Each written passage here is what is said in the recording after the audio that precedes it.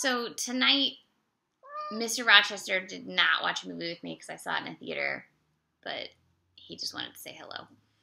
Now he's sniffing my arm. Cat! Welcome to Friday night at my house.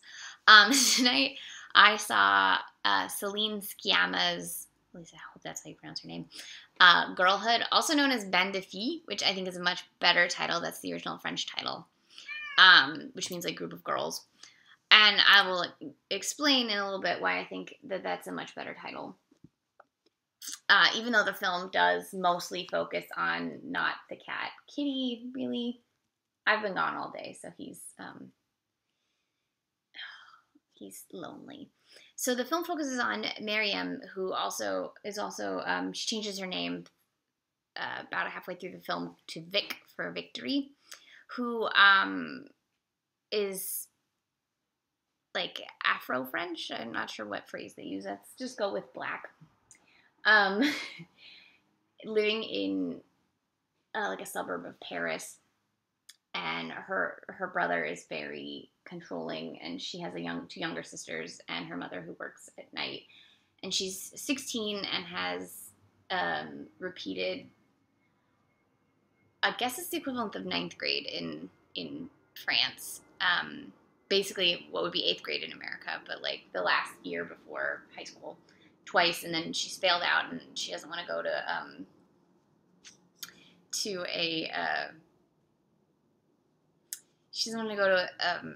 what are those schools called?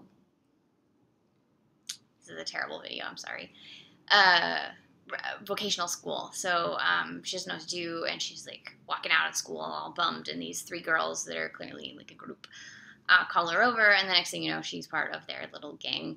And they, they're just kind of go to the mall and terrorize people and steal people's money and fight. There's some really good fight scenes. This one part with one of the main other girl whose name is Lady. She puts on lipstick and gets her face just right before going into a fight, and I was like, yes, you get that lipstick right. It was fantastic. I really appreciated that moment. There's a lot of interesting things with clothes and specifically bras in this film that I found really fascinating, and hair in particular. And so the actress who played Vic is named Khadija Touré, and Lady's played by Asa Celia. And there's 2 other girls in it, Lindsay Caramo and Maritou Touré. And they're the 4 main girls, and they were all so good. This film was great. The score, who did the score? It was Para One, I guess, is what Wikipedia is telling me. All I know is the score was like an amazing Tangerine Dream-esque. Jean-Baptiste Deloubier, also known as Para One, dude. It was like Tangerine Dream in the 20th century. It was, or 21st century, whatever century we're in. It was, I don't know what my cat's doing. It was amazing. I love that kind of techno score. And obviously one of the big scenes that they used in a lot of promotional was the girls singing to Rihanna's Diamonds. And I gotta admit, that was like one of the best, most true to like teenage girldom scenes I've ever seen. There's several scenes where the girls are together just being girls, and it was sort of really beautiful and really true. So the reason, sorry, cats. There's one more thing I was going to say before I talk about the title. There's an interesting scene towards the end where the main girl, Vic, she realizes that where she's at in life, she's like got 3 options, and that's essentially to, she's already lost one option, and that is to remain a virgin, which is what her brother wants her to do. She's already sort of gone past that. And so once you're past that, you're either a slut or you have to be a wife, and she doesn't want either of those things, and she's having a tough time finding a third option. And I think it has a lot to say about how women are still viewed, because I can guarantee you probably in every city, in every country, including here in every state in America, there is at least one person, if not lots of people, who treat their daughters and their sisters like that, and value them solely based on their purity or solely based on them in relation to men. And I hate it. It's horrible, and it's the reality that a lot of shall we say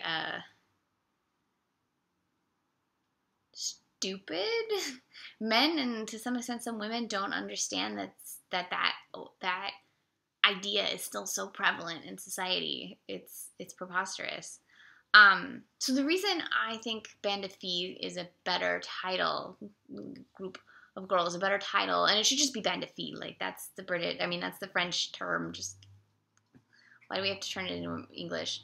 It's better than Girlhood, even though it is about her transitioning from girlhood to being a woman.